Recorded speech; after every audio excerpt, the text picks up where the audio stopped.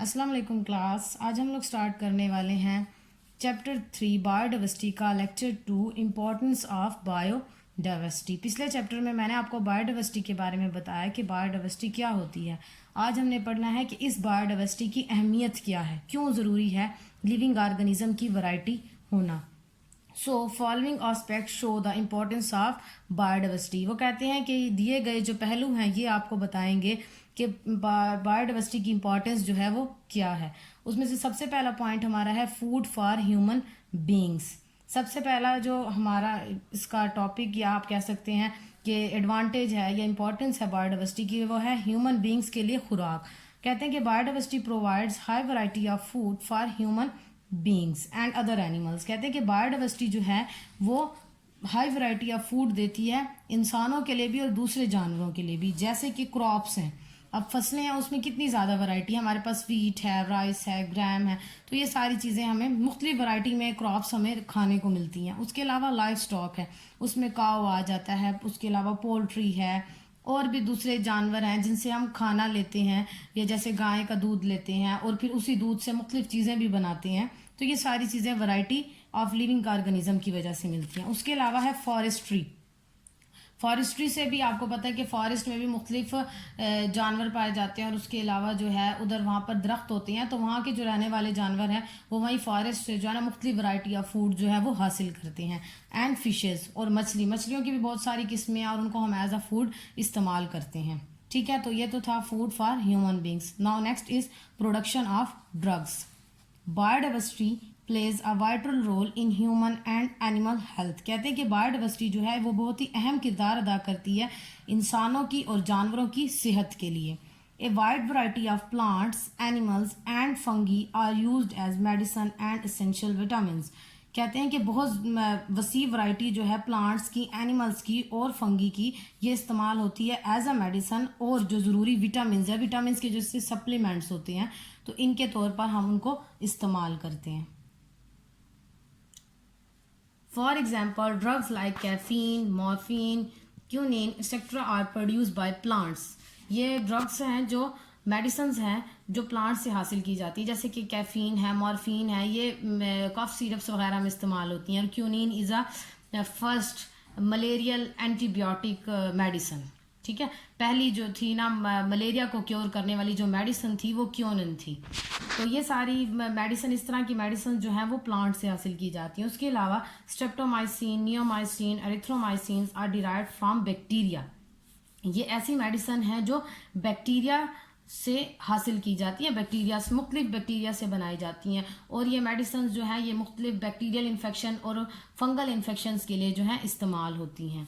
उसके अलावा है penicillin. Penicillin is a first antibiotic and it was prepared from fungus। और ये इसको किससे बनाया गया था? फंगस से बनाया गया था।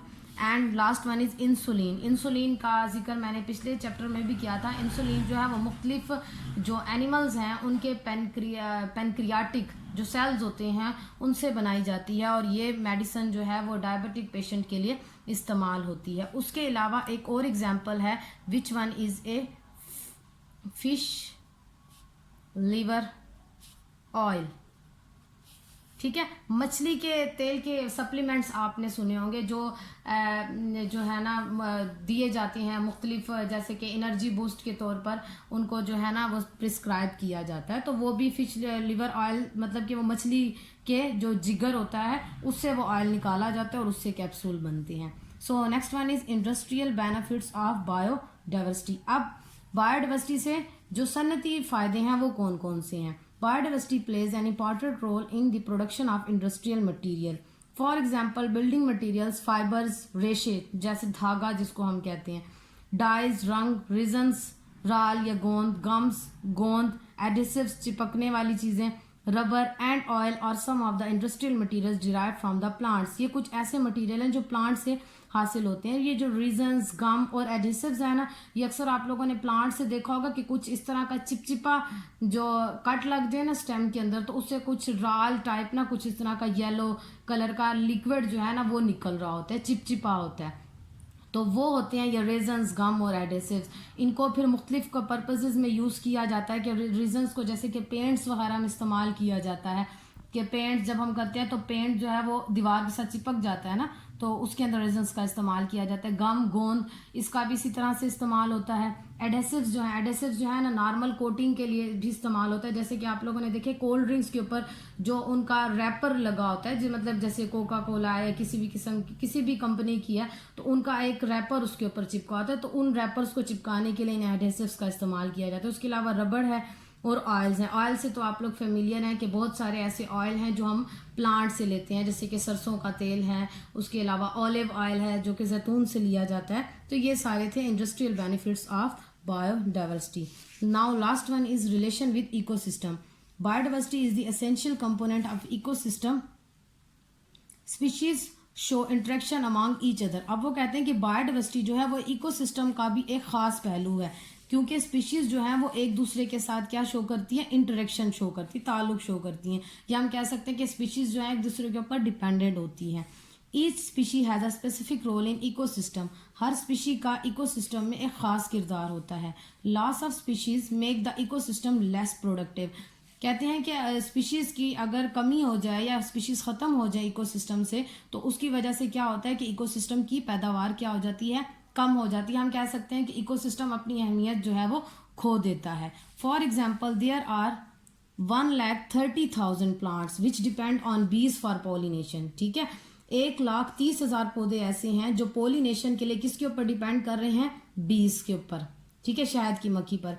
1/3 of all our food fruits and vegetable would not exist without pollinator visiting the flower.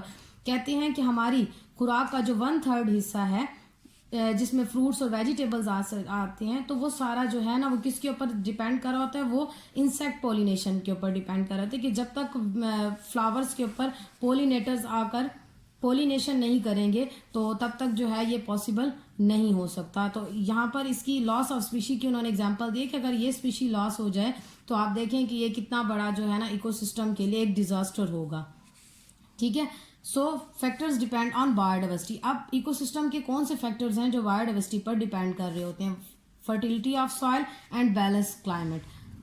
ज़मीन की ज़रखेज़ी। ज़मीन की ज़रखेज़ी तब तक बरकरार रहती है जब तक कि उसमें प्रॉपर वेजिटेशन हो।